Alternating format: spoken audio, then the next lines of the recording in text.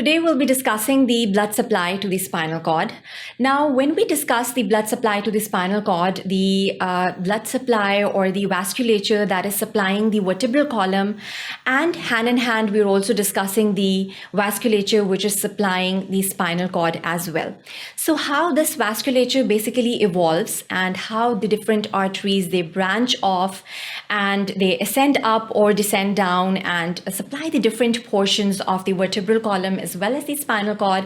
We'll be discussing all that over here in this particular lecture.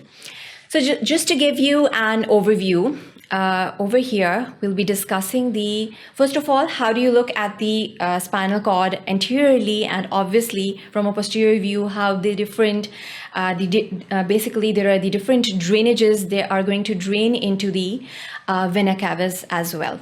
So we'll be discussing the whole blood supply over here. Now, if you look at it, this diagram is basically emphasizing upon the fact that it is basically showing the vertebral artery over here. So when you back off and look into the details of the vertebral artery, first of all, we have the arch of aorta, which basically gives off the subclavian artery. And the subclavian artery then gives off the vertebral artery, which ascends up through the foramen transversarium. And at when basically from the opposite side, when the basilar artery, it joins together and it forms the basilar artery after that. So the two vertebral arteries, they're basically contributing towards the formation of the basilar artery at the foramen magnum. So some of the branches, they basically twine around and they are going to descend down as the anterior spinal artery. And then of course, when this particular anterior spinal artery, it is going to go down and descend down, it is going to branch off into the particular areas of the spinal cord and also supply the particular areas of the vertebral column over here. So over here, as we all know that we have these distributions when we look at the vertebral column. We have the cervical spine vertebra, then we move on towards the thoracic spine vertebra, and then finally we have the lumbar spine vertebra.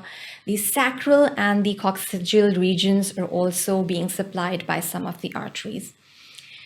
So the cervical portion is basically being supplied by the branch of the left truncus thoracocervicalis. So this is the particular branch which is going to supply this particular portion. Then the thoracic spine vertebrae, we have the intercostalis artery, which is basically supplying this thoracic region. And then moving on, we have this radicularis magna. So this radicular artery is basically supplying the lumbar portion, and it descends down and branches off towards the sacral and the coccygeal portions as well. So these are the major arteries which are basically going to supply the different portions, and we're going to discuss the details towards these arteries in the subsequent sections.